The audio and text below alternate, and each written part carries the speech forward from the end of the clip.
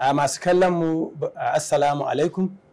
Sunana Prof Ibrahim Danjunmai Gezawa, ƙwararre akan abin da ya shafi ciwon siga a asibitin ƙwararru na Malam Aminu Kano a jihar Kano. A wannan shirin yau za mu tattauna ne akan shin wanda yake ɗauke da ciwon siga zai iya yin azumi na watan Ramadana ko ba zai iya ba. To a takaice dai kamar yadda kowa ya sani, akwai rukuni na mutane da aka wato janyewa yin azumi, wanda a ciki akwai mutanen da suke da wata larura ta rashin lafiya.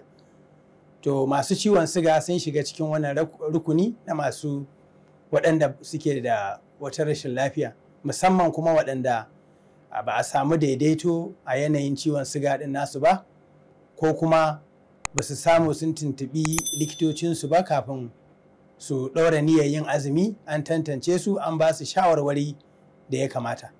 Amma idan ka ɗauke wannan, to hakika mai ciwon siga zai iya yin azumi na watan Ramadana.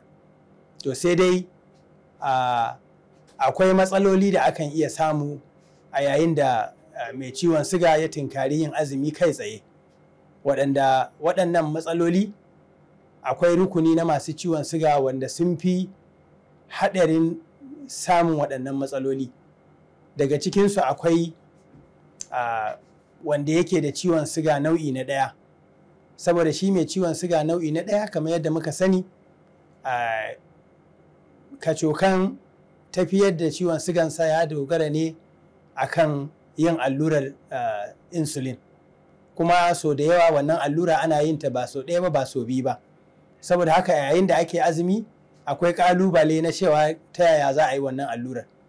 Sannan na biyu, duk mai ciwon siga da kuma yake yin allura ta insulin, to akwai yiwuwar a samu hawa da sauka na wannan ciwon siga, musamman kuma saukan idan yanayin da siga zai sauka har ma ya yi ƙasa da yawa, ƙasa da abin da jiki yake bukata, abin da a turanci wani lokacin ake kira hypo.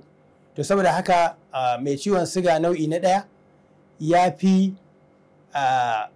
wato haɗarin samun irin wannan yanayi na ciwon siga ɗin ya yi ƙasa sosai, ƙasa da abin da jiki yake bukata. To sannan akwai yanayin tsawon lokacin da shi mai ciwon siga ya ɗauka yake da wannan ciwon siga. Duk wanda yake ciwon sigansa ya zarce shekara 10, to kaga akwai yiwuwar cewa wasu matsaloli da ka iya faruwa sakamakon daɗewar wannan ciwo na siga ɗin zai iya kasancewa yana tattare da su, waɗannan kuma za su iya assasa wato matsalolin da ake samu a yayin da mai ciwon siga yake yin azumi.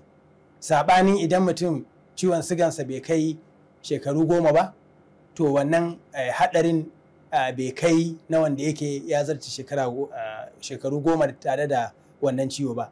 Sannan haka akwai zancen shekarun shi kansa mai ciwon siga ɗin. Duk wanda ya haura shekaru 70 kuma yana ɗauke da ciwon siga, to shi ma akwai yiwuwar cewa an riga an samu wasu matsaloli da ciwon yake haifarwa. Saboda haka idan irin wannan mutum ya tunkari yin azumi, to akwai yiwuwar samun matsaloli. Haka kuma akwai mai ciwon siga wanda da can ya taɓa gwada yin azumin amma ya samu matsala, wanda da ƙyar ya kai azumin.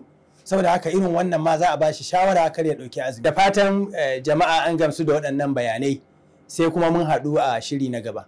Wassalamu alaikum.